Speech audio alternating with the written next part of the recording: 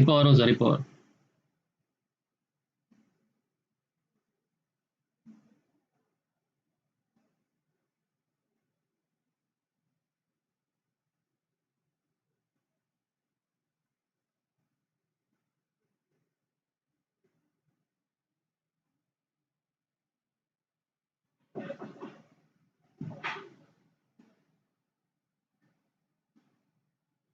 Okay.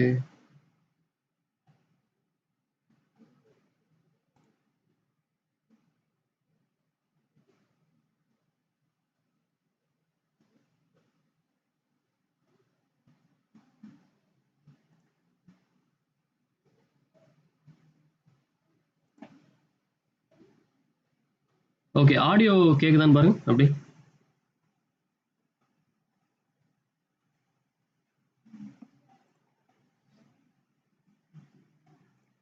யூடியூப்ல யாராச்சும் audio மட்டும் கேக்குதான்னு மட்டும் கன்ஃபார்ம்.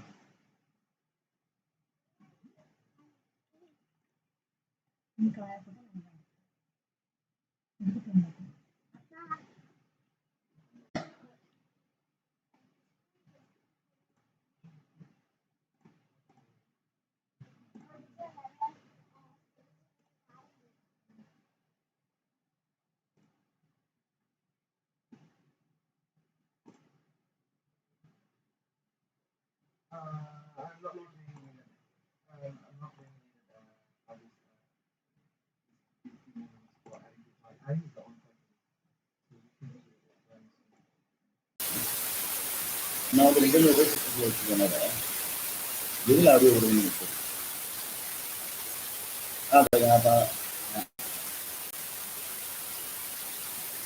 அதான் ஜீனியஸ்ல எனக்கு இந்த சேட் ஸ்க்ரீன்ல மிடில் வந்துருக்கு. இந்த பீப்பு சேட்டுன்றது எல்லாமே இந்த எதுக்குள்ள ஓட்டர் வந்து தெரியல மிடில் வந்துருக்கு. அப்படி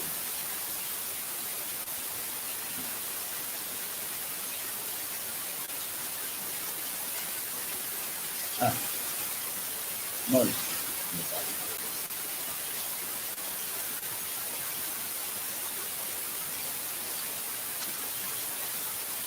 இல்லை ஸ்க்ரீன் கரெக்டாக வந்துச்சுக்கோங்க. ஒரு வாட்ஸ்அப்பே வரலாம்.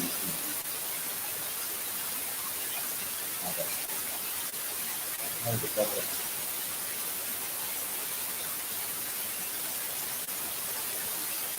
நீங்கள் நம்ம பூனம் மேடம் வந்து செப்பரேட்டாக தான் இருக்காங்க அதில். ஸோ அதில் அதான் சொல்கிறேன்.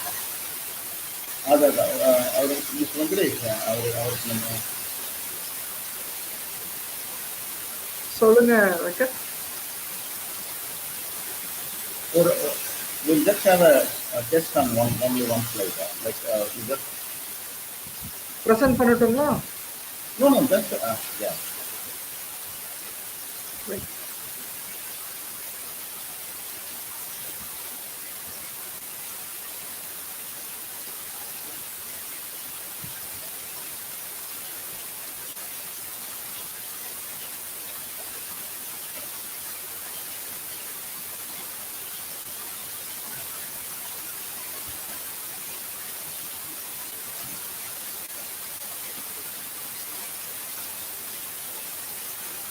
Yeah. Hello. Venkat. Yeah.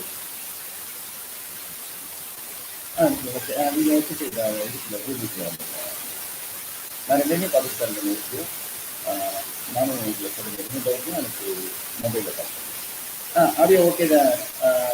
ஐயா இல்லை, இப்போ மூணாவது மட்டும் கன்ஃபார்ம் ஆடியோ பேசுகிறேன். So we'll relax another 10 minutes and wait on that. Yeah, so we'll exactly start by 9 o'clock. Yeah. Sir, background little noise is it from where it is, sir? Noise mute ஆகாம இருக்குதுன்னு நினைக்கிறேன். அது மட்டும் நம்ம போடலாம். YouTube நீங்கள் YouTube என்ன பண்ணுவீங்க? ஆமாம், நீங்கள் ஒரே நீங்கள் யூடியூப் மட்டும் மொபைலில் நீங்கள்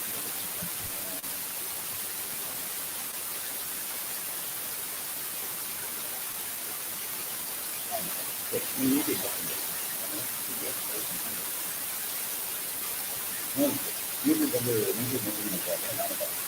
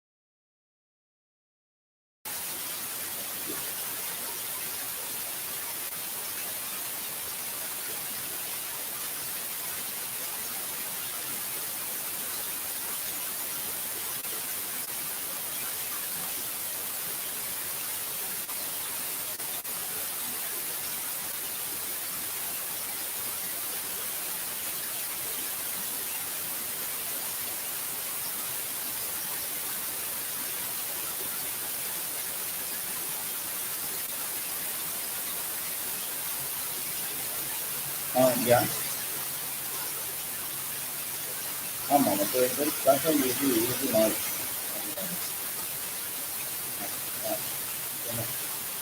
நான் இருக்கேன். ஆமாம், பாசிபிளி என்னோட இருக்கலாம்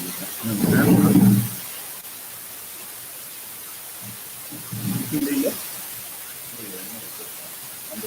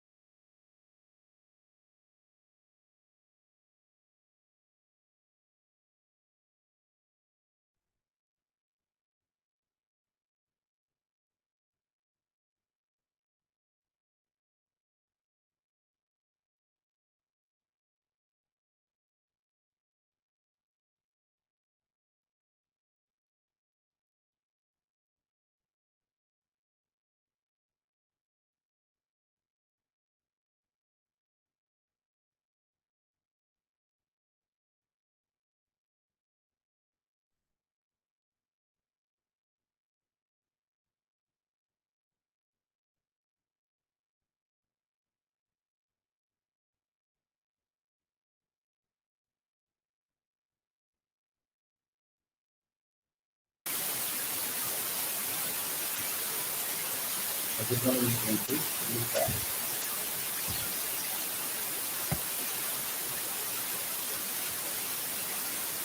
Hello, everyone. I'll just formally welcome you. Good morning, everyone. This is the third year of our program. The first day we are practicing this document. We gave a talk on IoT, robot things. Yesterday,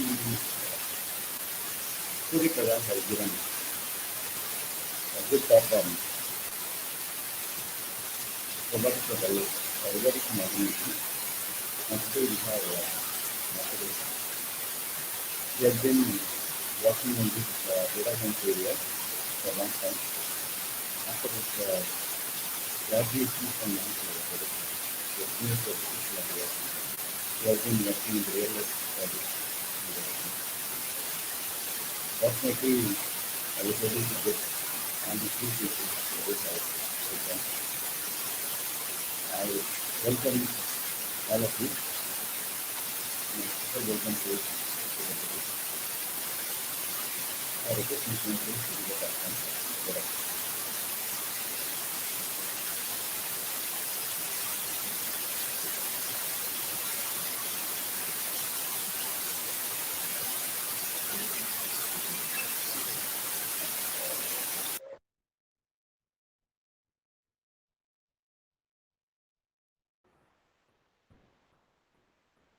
Hello, everyone. Thank you, sir. Thank you. I would like to thank Ilango, sir, and Venkat for arranging the meetup. I would like to extend my warm welcome for everyone who has joined on this Sunday morning, and I'm sure that you will all have something to take back at the end of the session. I'm really happy to have you all here. Yeah. So let's start the session, and please feel free to ask your questions. So the session is focused on the data science, the topics that someone who would like to start their career in data science should be aware of. And apart from that, if you would like to know regarding the research opportunities or your career here in Canada, or the immigration process, everything, you please feel free to make use of the time. And I know some of you are pre-final or final year students, or people who are more interested in research activities. So please feel free to shoot up your questions, and I will do my best to answer you all. Yeah, thank you. Starting with the presentation now.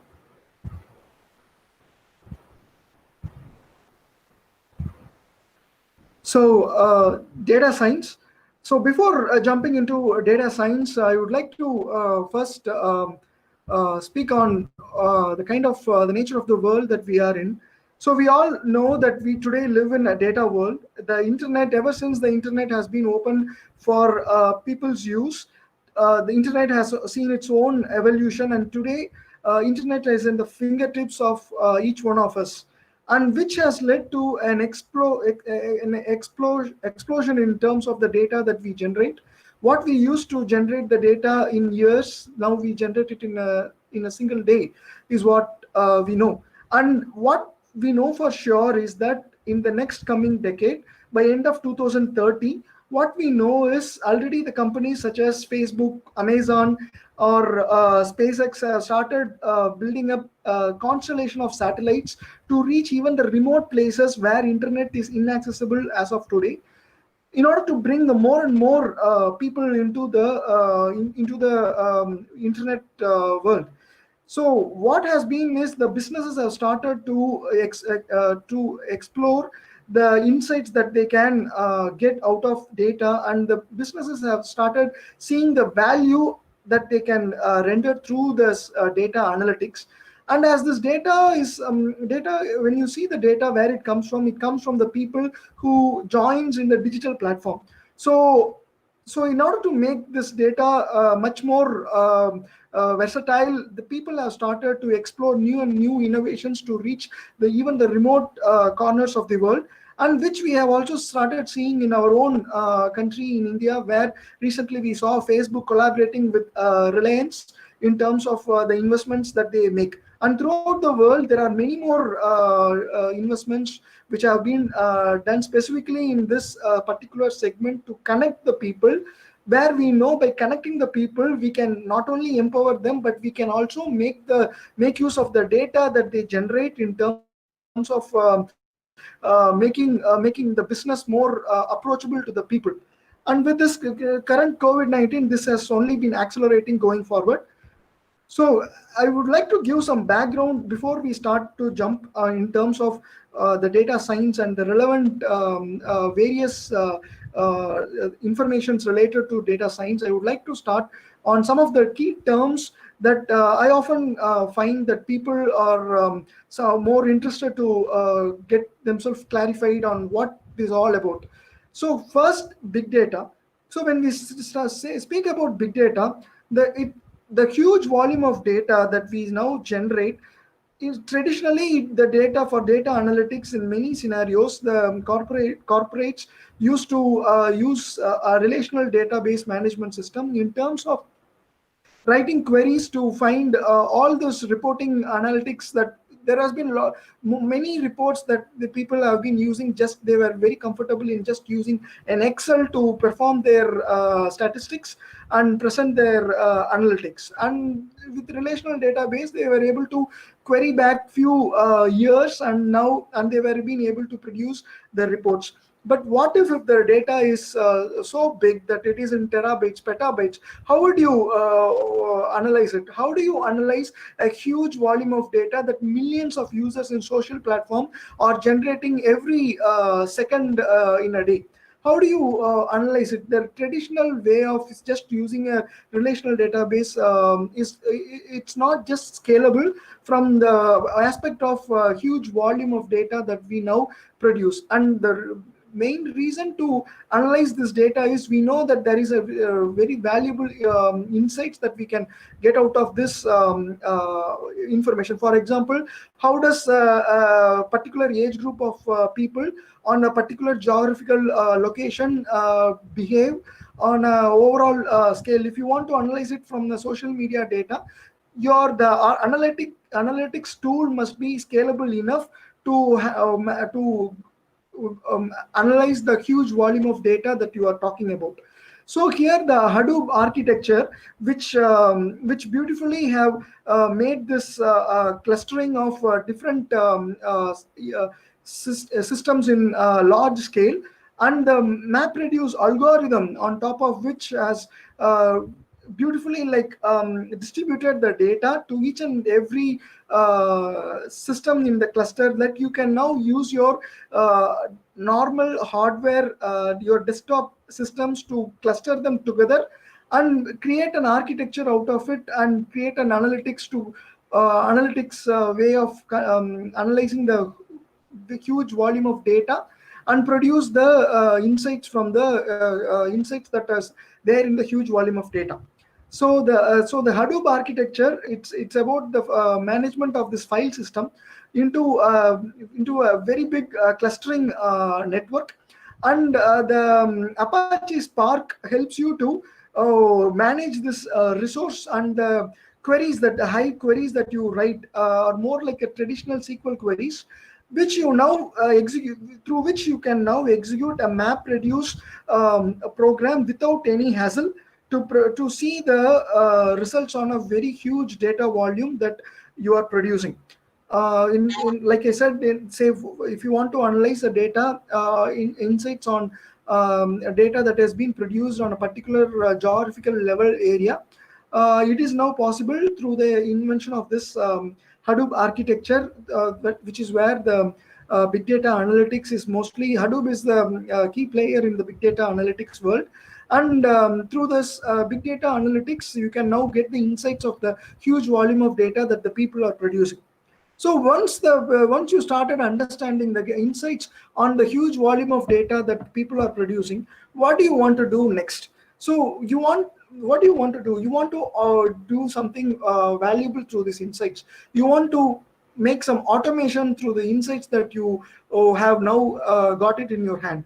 So this is where machine learning comes, where you make the machine to learn these insights to perform a traditionally human driven tasks, which are now machines are now capable of doing it by learning through the insights that were generated through the huge volume of data. For example, a movie recommendation system. If you are building a machine learning model for recommending a movie for an end user, for this you need to analyze a huge volume of data to map that user's behavior pattern, his interest pattern, to a similar user set, and then out of that insight you now start to recommend the other movies that he might be interested to watch.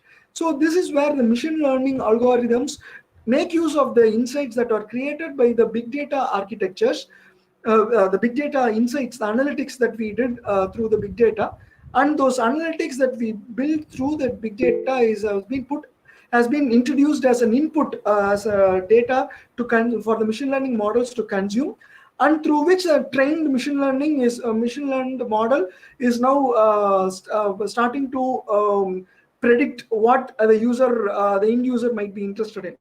So here, when I say the model, it is nothing but an algorithm that has been trained to predict some values that will solve a particular use case. So when I say what is training, what is meant by actual training is something that we will see in this webinar in a detailed way in coming slides. On a overall scenario, machine learning performs either regression, classification, or clustering. Everything what you do in machine learning can be put under one of these criterias.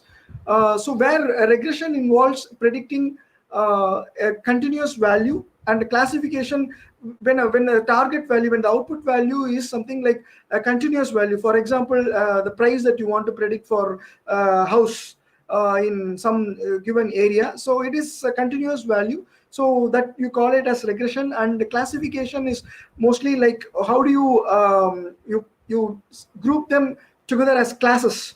Okay, this is say red, green, yellow. So here there are three classes: one is red, one is green, one is yellow. So the kind of divisions that you make, and if you teach a machine learning model to make this classification, that's a model that can perform classification.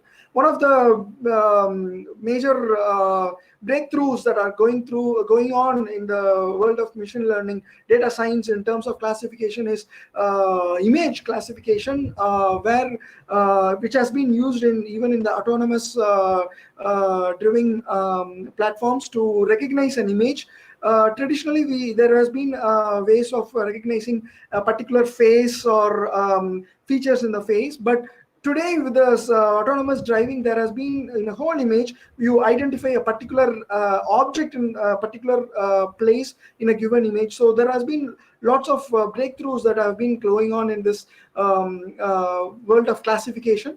And clustering is a place where just like how I described before, like how do you group similar people together, so that based on some common criterias, so that you know that on this base common criterias, we can say that these groups are none but same. So for example, people with the same blood group, so if you group them together, it is a clustering, right? So but here we have taken one single parameter called blood group and we have grouped them together. But what if the cases are very complex, such as like people who like the same genre of the movies and who would like to watch similar movies of the same genre? So all this become a serious business in terms of corporate world as well, because as we all have started seeing their applications coming into our lives as well. in Netflix and Amazon Prime, we have started seeing the movie recommendations, and when it comes to these actual applications, then it means business for the companies where their bread and butter, the money, the revenue depends on the accuracy of these algorithms. So we have already started seeing the applications making changes in our lives, Alexa, or the different applications that have started really transforming the ways that we have started using the applications. So nowadays, the machine learning applications have also started, apart from the lifestyle applications, the energy efficiency, predicting predicting the time when something breaks in, say, in some circuit, when will a particular component is wearing off. So there are a lot of applications where machine learning models have now started training, and they have started being put in place, and this has been made possible based on some of the things that this has been made possible mainly because of the availability of the data, the way we can now collect and analyze the data. In terms of the right now, when I say the collecting the data, it also has some credits to be awarded for the sensors that we now can put in place at various places, where we can collect the data, and through the data, the enormous huge volume of data that we collect from the millions of sensors all around today, we can analyze them through the big data analytics. And on top of this, when we also speak about this machine learning and big data analytics, today it is also the hardware, the cost of hardware, which has tremendously come to a lower price each and every day, which is also now being made to the end users consumption by the big corporate companies through their cloud platforms. So today, if you want to do a big data project or a machine learning project, you need not wait for a hardware machine to get shipped and come to your place, or you have to even set up the Hadoop architecture on yourself. For the information, Hadoop is an open source architecture which you can download and you can install in your own capacity on different machines. You can set up the cluster by yourself, which used to be the way, but today even that has been outsourced in the way that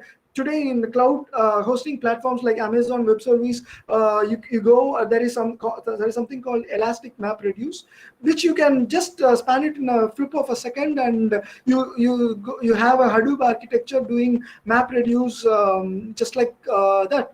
Just like by executing one simple command, you have it Elastic Map Reduce, where you use it, you pay for the time that you use, for the resources that you consume, and completely the S3, the place to store the data, the S3 platform is completely free of cost.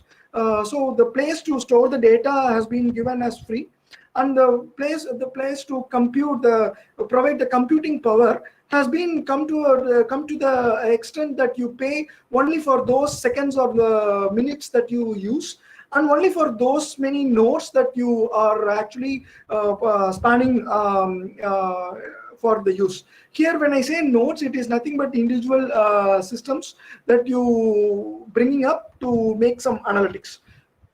So when we go to the next concept as machine learning and deep learning, so isn't it the same like machine learning, deep learning? Isn't the deep learning a part of machine learning? Yes, of course it is a part of machine learning.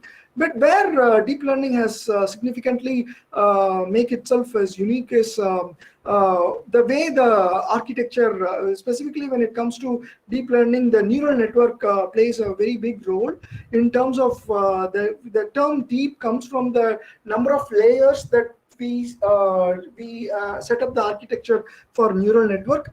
So when we go deep, when we create a neural network with so many layers, we are actually, what we say is we are going deeper and deeper in terms of the layers that we add. and that's so many occasions it looks like a black box. But when you add more and more layers, the model starts to learn to identify the patterns in the data, and that's how the machine learning, the deep learning starts to solve some of the sophisticated problems that we traditionally thought humans were better with. Yeah. And some of the applications where the deep learning have proven itself to be significantly useful is image classification, audio transcriptions, video transcriptions, and of course the text analytics. We do a lot of sentiment analysis in today's world through all the reviews that we give in many of the platforms like Zomato. In many of those digital platforms now, it is possible to understand what the customer, you don't need to have a human to sit and read the reviews to give you a perspective of what people are speaking about your particular restaurant or office. You now have a machine learning model where you can put in where the model will read those analytics, to read those text, to understand what kind of sentiment that people are talking about, and what specific product that people are happy or not happy, and the analytics, and it can generate the analytics out of it, like what is the percentage, how is the demography has been shifting, like okay, the people of this age group has liked this thing very much, the people of this area has been complaining on a particular thing. When you are launched a new product, people are happy or not happy. So getting this information at a much more speed time, like within, say, previously you need to wait for a week, now you get it in a day. So you save almost like a 6 to 7 days of time in knowing what people, the customers are thinking about, where you can now, in case of you want to reiterate something, you can act quickly for the end users. So this is where machine learning is making the business much more simple and much more competitive, where the model's results can now, the next day when the manager gets in, he can have the results generated in an automated, completely the entire pipeline is, the end-to-end pipeline is an automated way, where from the social media, the platforms, a batch job can read the data, and it can perform the analysis, classifications, and it can generate the report out of the classification. And tools like Tableau you can feed the information, the reporting tools, you can use them to feed the information, and you can schedule those reporting tools to send you the report to your email address, or to have the reports refreshed on a particular URL, which will be now available at you, and the whole pipeline is now free of human error, or you don't involve humans at all. So the end-to-end, and what I say, all these things, it is already happening. In some of the projects I myself have worked, and I have set up the systems here. So this is something that already started happening in many sectors, and there is a great value that people have started seeing. So deep learning has become breakthrough. And deep learning, when I say it is also something that we need to carefully address. It is an algorithm that needs a huge volume of data, and it is not something that we always want to start with. We always start in the machine learning, we always start with a simple algorithm. We try out multiple algorithms to understand what kind of data that we are dealing with, and then we progress. Once we set up a baseline, then we progress to break the baseline through sophisticated algorithms. So that is an understanding that someone who wants to progress their career through as a data scientist needs to have that. There are a variety of tools available today for a data scientist to use. And what tool to use specifically is something where a data scientist brings to the table. So most of the time you will not be designing the algorithms, and they will be available to you as a library from all the different programming languages like R, Python. So you will be the libraries will be available as scikit-learn, or different algorithms, different libraries will be available. So you won't be designing them, but you must be able to tell when to use what and how to use them, and to what kind of problem solving, how to use them, and what parameters that are available to you to tune, and how do you evaluate machine learning model before you give it a go. You say yes, this can be put in place. How do you test it? How do you evaluate it? How do you compare it with? So these are the places where data scientists experience comes in handy in solving a problem. So yeah, when it comes to big data versus machine learning, it is all about finding insights from the data, and how do you learn that how do you learn that insights to solve a problem. To solve a problem is where the machine learning and data big data mostly comes hand in hand. When it comes to machine learning and deep learning, in terms of the hardware and the kind of data that they deal with, deep learning is a huge it has a huge demand for data. It works well when there is when you can supply a huge volume of data. And mostly since, because in deep learning we make the network more and more complex by adding more hidden layers. You need more computing power to compute it. Sometimes you need a GPU to compute it, whereas as normal ordinary machine learning algorithms, you can run it in CPUs. CPUs is more than enough to run most of the time.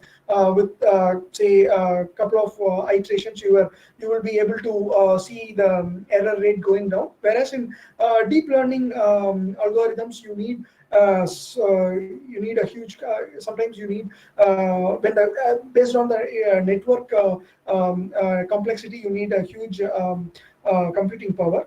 But at the same time, here one another benefit in disguise is you can do transfer learning and deep learning. Like what I mean is, you need not if you're doing image classification, you need not reinvent the wheel.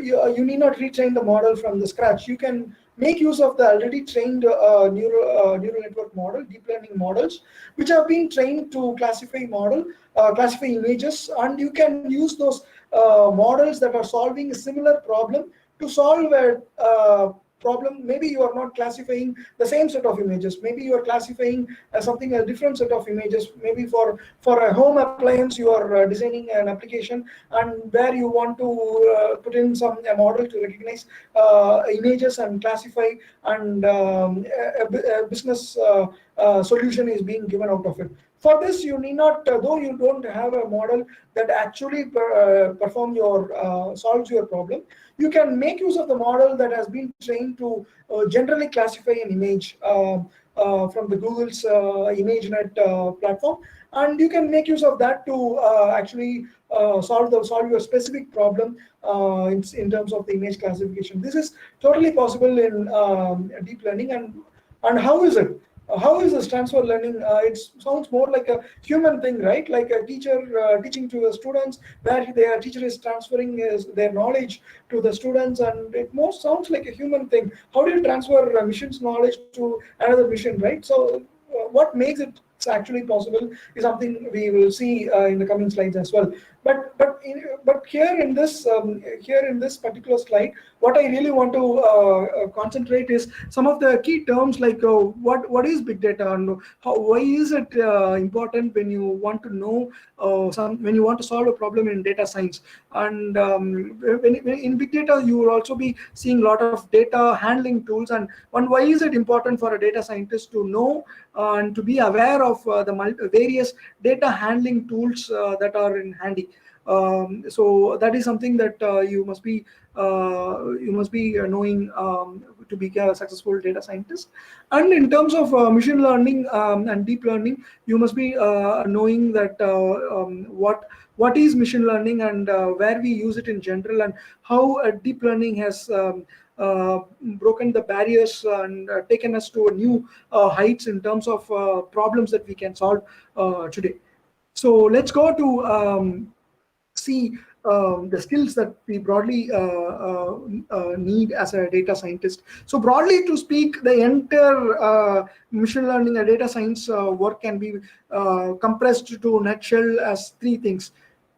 You need to have a feature, you need to do a feature engineering, you need to train models using those data set, the features that you build, and you need to be able to assess the models that you have trained to say how good your model is.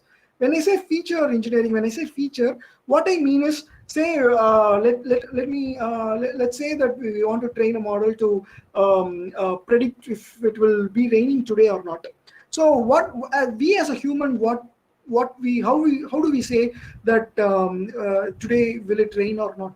We say outside whether it is cloudy or not, whether it is windy or not, what is the humidity in the air, and with these, say, let's say these three features we take into consideration, and out of our experience that we have been seeing from childhood, we will be able to say that today whether it will be raining or not, and say we have to take umbrella or not. So in these three parameters, like features, what I mean was what we speak as features. And let's say that for in order to collect this information, we have a lot of sensors and a lot of things to collect this information. So this is called feature engineering. In order to solve a particular problem in machine learning, we need to identify what information we need to learn something. So in order to, for a particular, say in a text analytics, many features are like what are the words, how does the words arrange themselves, and we have n-grams, bigrams, trigrams. So simply word may not mean something, but when you group them as two words, say for example, American president. So simply president means nothing, but when you say American president, it means you are referring to the president of United States, right? So when you combine two, three different words, it makes a meaning. So in terms of feature engineering, first it is about collecting the informations that you are expecting will be useful for solving for predicting a value for the problem. For in terms of say predicting the house price, you need to know what area, what is the size of the house, and how old the house is. So in terms of this kind of parameters, so this is called feature engineering. And believe me, this is the most challenging task in a data science world, because in real world the data, either it is not clean, you have missing data, you have sometimes the data are not at all clean. Like you need to put a lot of energy just to clean the data, massage it and bring it to a shape that you can now use it for data science. So that has been a very big problem in terms of sometimes the relevant information might not be in the same format. So you need to actually you work on in terms of bringing all the data in, first of all, in one single place, and most of the time data is not available at one single source as well.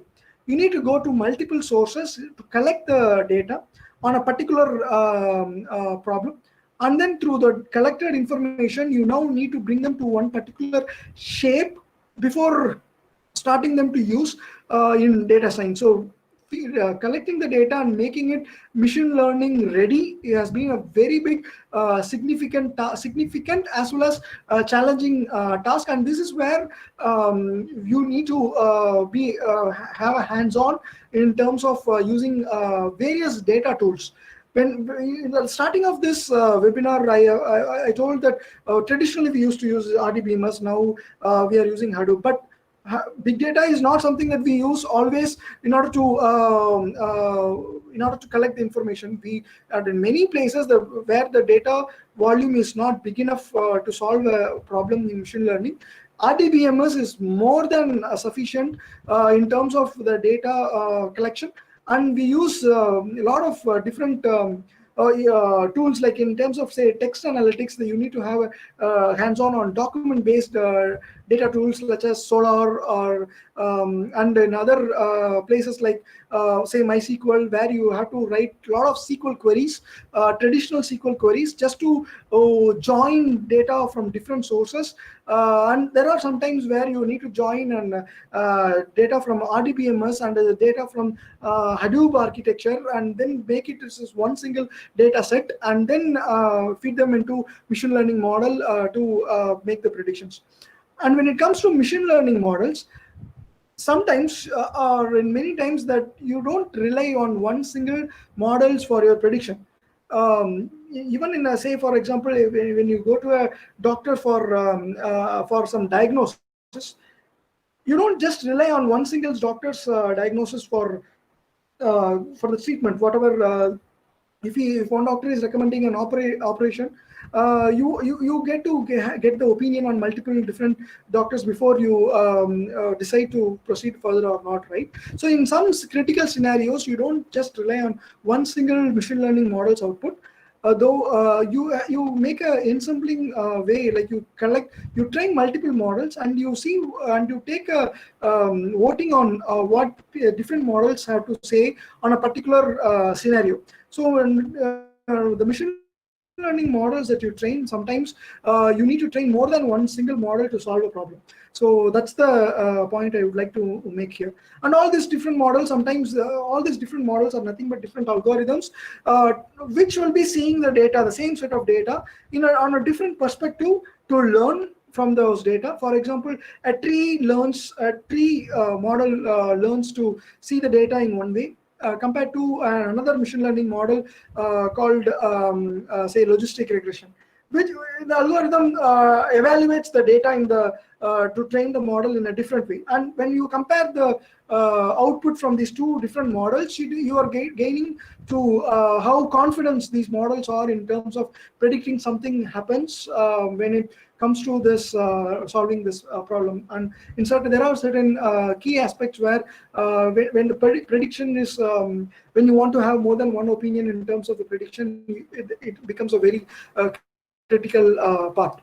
And yes, of course, you have created features, you have worked hard, created the features model, and keep it in mind that machine learning is an iterative process. Sometimes you train the model, you see the accuracy, it's not satisfactory enough, so you go back to the feature engineering, you try to bring in more features, more meaningful features that you think will be helpful to solve a problem, and then again you train the model, and then again you will be seeing how good the accuracy is, and it keeps going and going, and you have to do it in an iterative way to improve the accuracy. So the quality assessment becomes a very, very important key in terms of deciding whether the model that you have trained, how good it is. So as a data scientist, you must be able to tell when you train the model how good your model is. So assessment, quality assessment, and how do you do it? What is the evaluation score that you need to use it when it comes to assessing the model is something that is very key in terms of and there are many things that you can go wrong with. What is key here in this evaluation is that you need to avoid such bias when you are evaluating the model. You need to avoid that. You have to make sure that you are evaluating it correctly, in order to know that when you put this model on a real world, that the model is expecting to behave with the same level of accuracy that you have found it when you are testing the model.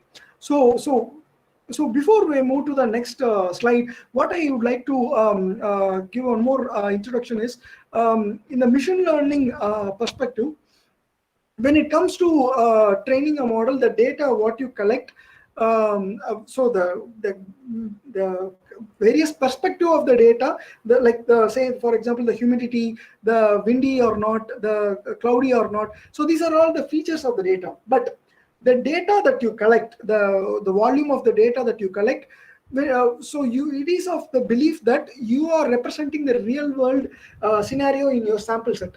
So when we say sample set, whatever you have collected to train the model, that is your sample. And mostly you choose the sample as random as possible.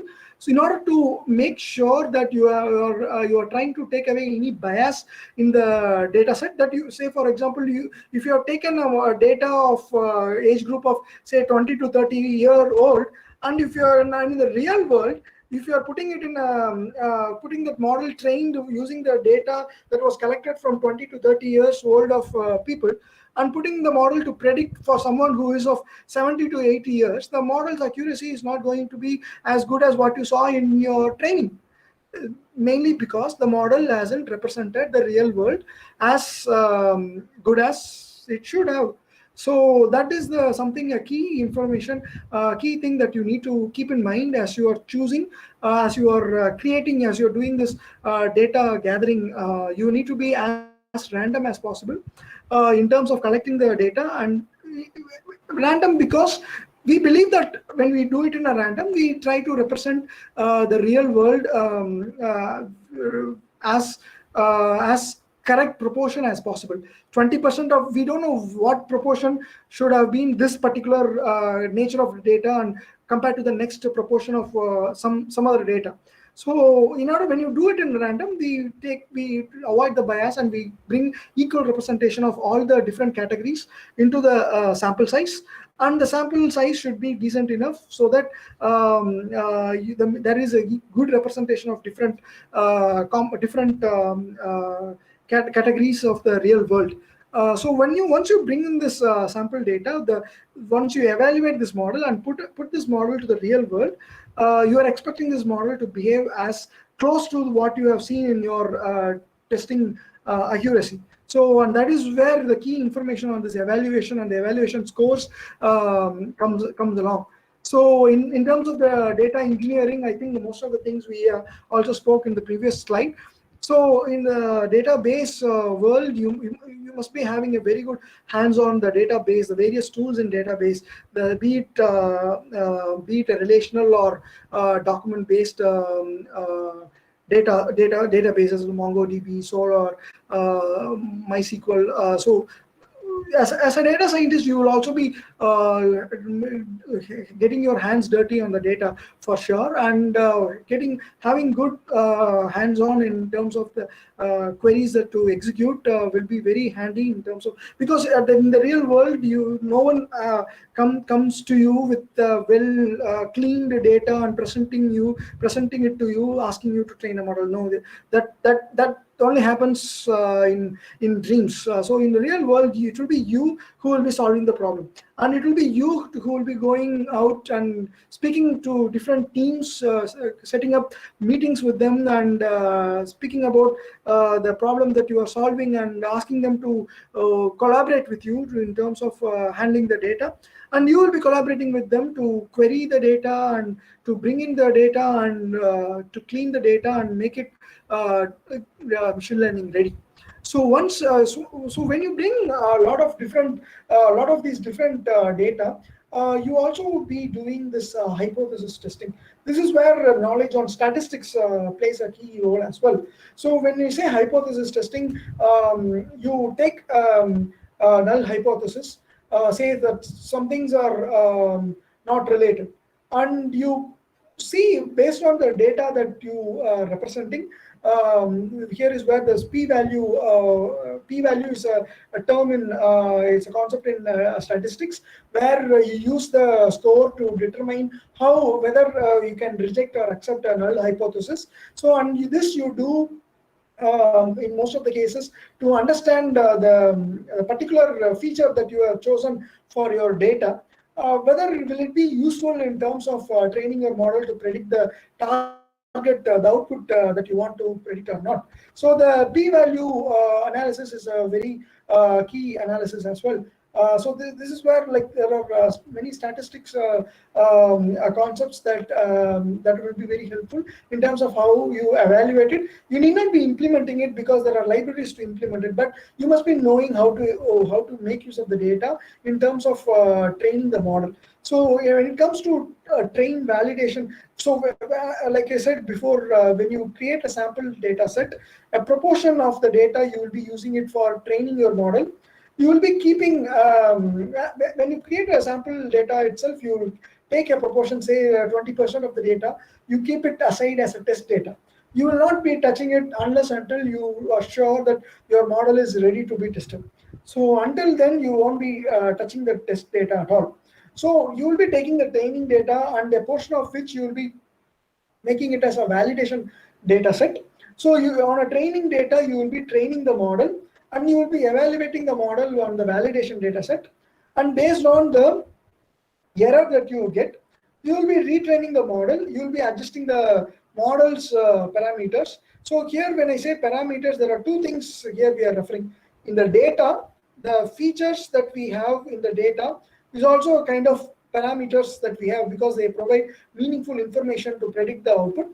The model also has each of the algorithms have their own set of parameters as well. Say for example, in a neural network, what kind of how do you tune the weights? How do you what kind of step value you use for training the regression training? So all these are different parameters, the activation function that you use. So the model specific parameters are there, which you will be tuning as well. And the features, the weights that you need to give for each of those individual features is also something that you need to be training. You'll be training through the data machine learning models. So once you will be training, validating, once you know that the machine learning model is ready to be tested, that you're happy with the training accuracy, you're happy with the validation accuracy, and validation is kind of a test data of but it was used in the process of training. So where the validation and test data is getting differentiated is validation data. You will be keep on using it for evaluating your accuracy, and based on that value you will be keep on readjusting your parameters to retrain the model. But you won't be using the test data for readjusting your model's parameter. Then the test data loses its meaning. So your test data, you will use it only when you do your complete training of the model. And then once you know that your model has been trained good enough with whatever the sample data set that you have it in hand, then you go and test it in the test data as if you are testing it on a real world. Now the accuracy what you get is what you believe that your model is worth predicting it. So this is how in a data set that you will be dividing the data. And here one important concept that I would like to introduce it to you is like curse of dimensionality. So here the term looks very fancy, like curse of dimensionality. So here the dimensions are nothing but the parameters, the features of the data. So each and every feature of the data is a dimension. That's what we are referring here as a dimension. And of course, the each and every feature as you add, it's providing some variability, which is providing some information about the end output value that you want to predict. But many times that the features that you will be adding might be adding more noise and when it happens that when you have too many dimensions compared to the number of rows, the number of data points that you have, it becomes like each and every individual data set, data point, as if it is its own. The model starts to overfit. What I mean is the model starts to overfit because of too many dimensions that you have brought in, as if in the real world the model predicts with 100% accuracy. But that will be a misleading information in terms that because that you have brought so many noise into the data, the model has been overfitted for the kind of training data that you had. which won't be replicated in the real world at all. When you put the model to in a test data, when you compare the model's accuracy in a test data, the model's accuracy will drastically drop from say 99% to 53%. So from this drastic, this variance, this difference, from this difference itself, you can say that the model has overfit. And here the main reason is because of the too many dimensions that you are bringing in. So this is called curse of dimensionality, that you add more and more, that is, you need to have more and more dimensions in order to bring in order to train model, in order to bring more meaningful information to train the model. But there is a point when you add more, keep on adding more dimensions, which will also get reflected in terms of increasing the computing power to train the model. There becomes a point that the model starts to think that it has learned to identify each and every it has learned on each and every data point. But when you put it on for a real world testing, the model's accuracy will fail very horribly. And that is where we need to be very careful in terms of how many parameters that we add. And from this perspective, the important concept that we want to be aware is called principal component analysis. As you have too many features, that you have gathered too many that different features as part of data feature engineering, that you have collected informations on say a person's height, person's body weight, person's age, a lot of different informations. You want to know what informations actually make meaningful contribution to the in terms of training the model. So this is where principal component analysis comes in a very huge play a huge role. So principal component analysis is an algorithm where it clubs the different features which are similar to each other into one single component. And that's the first component will be a component that represents maximum variance of the data. So what it means, the variance of the data, is how volatile the data is, how meaningful signals the data provides, that those set of features provide, which will help the machine learning model to understand the relationship between these features and the end result. So machine learning is all about understanding the relationship between these features and the end result. So if a feature looks like this is going to be the end result. If the feature looks like this, then this is going to be another some other different end result. See, there is a slight variation in this feature, so this will be a different end result. So this understanding is all about machine learning training. And so the principal component analysis helps us to bring that club those avoid multicollinearity. So when we gather a lot of features, some features may be multicollinear with each other. So this is where the principal component analysis helps to avoid the multicollinearity. And each component, since they are orthogonal to each other, they try to represent as much variance as they can about the underlying data set, which will be helpful in terms of predicting the end result. So here, let me first start introducing on the machine learning linear regression model. So because the linear regression helps us to understand the very basic and the very important concept on which the entire any machine learning model is built upon, including neural networks. So here, when you see in the picture, there is one straight line. Let us assume that there are data points which we want to predict, and the straight line is nothing but the model. That model is nothing but a formula, and here that straight line is nothing but is called the best fit line in the linear regression. So when I say linear regression, it is nothing but you predict some continuous, you predict a value, a house. What is the price of a house? That is a regression model. And let's say linear regression is nothing but the formula is of order 1.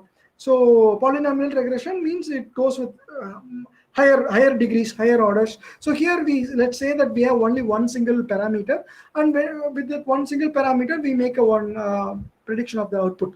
So here in this case, let's say it's a straight line, and we all know that the formula for a straight line is y equal to mx plus c, where m is the slope of the line. So the slope of the line is in such a way that we are now trying to make the line to pass through as many points as possible. So if you see, the line is not exactly passing through each and every one of those data points. Here the objective is to, for every single x value, we want to predict the y value. So, but if you see at the point 1, as per this line's formula, if you are predicting the value, we won't be predicting y's value as 1. Maybe will be predicting 0.5. So here, when you want to measure the error of this particular line, what do we say? We want to measure this error, right? So that is where root mean square error comes in place. And this slope of the line is what is called this m. So in machine learning perspective, we call this slope as weight. So how should I adjust this weight so that that line will be on what slanting, so that it will, the RMSE, the root mean square error, that the predictions that my line makes to the actual value what I should have got is as minimum as possible. So this is where there is a error function. So in any machine learning model, there will be an error function to measure the error of the model, and we want to train our model such a way that that error will be as minimum as possible. And here yet another important concept is, how do we do it? Here if we have drawn a line that is completely vertical line, the error would have been more. So what has been changed? What do you think it is a change between that straight vertical line to the slanting line? It is the slope of the line.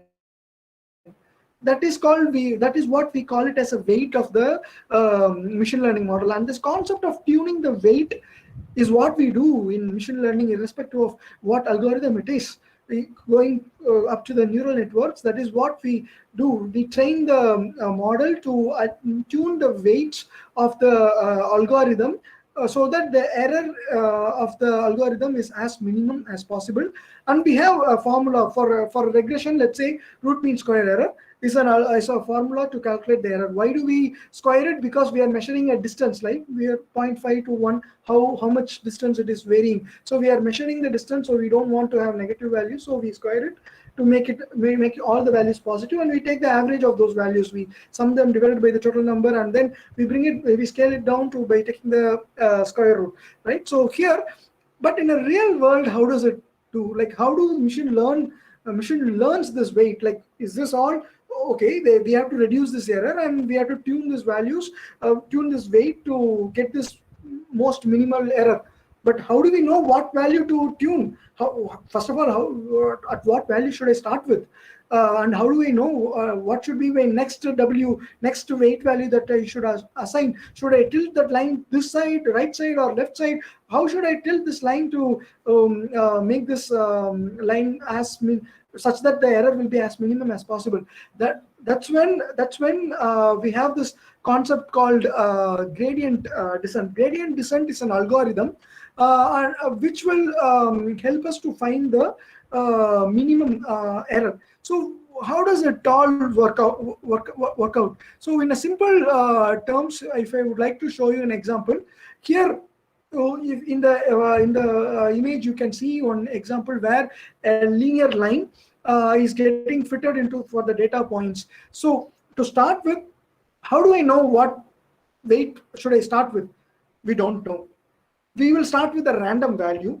So if you see in the epoch 1, the epochs are nothing but iterations. So if you see in the epoch 1, we start with some lines, some slanting, which is not at all relevant to the data.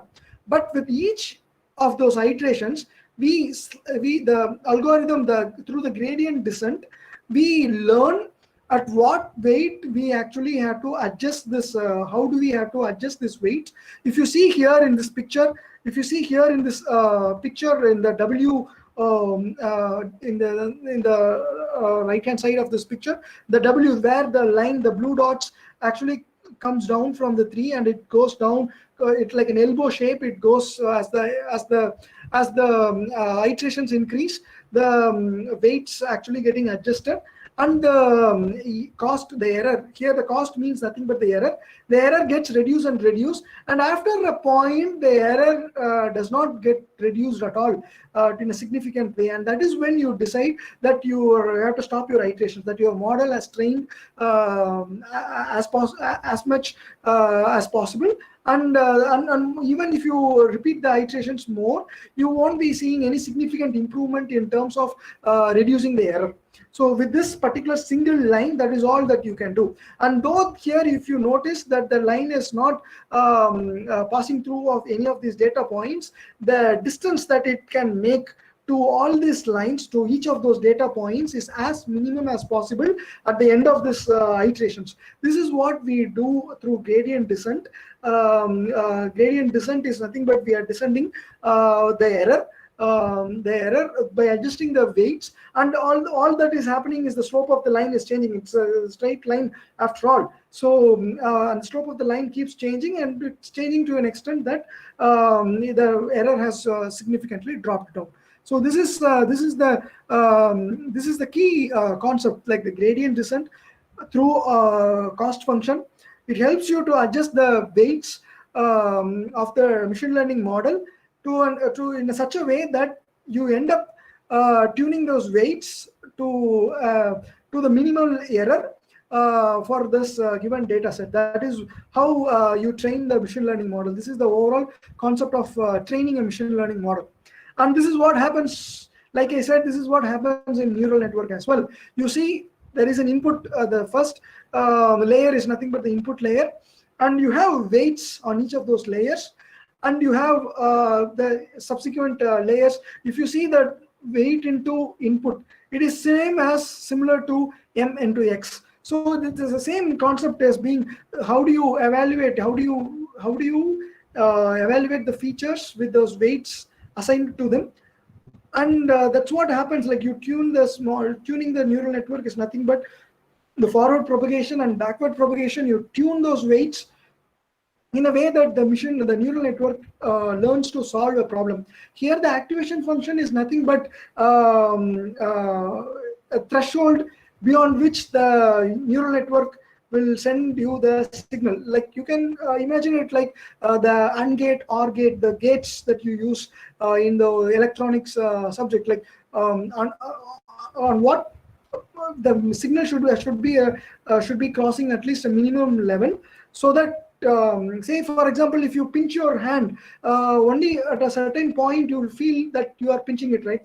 So the signal has to be at a particular strength for it to propagate to the further layers. So in neural network, activation function is one important concept, and most of what kind of a function that you use also determines the speed in which your neural network can train, and a lot of things that you can do with these functions. Like there are a lot of parameters that you can tune to make neural network, to control the learning of the neural network in a way that it learns to its best efficiency. So this is the overall idea of how a machine learning model works in the end.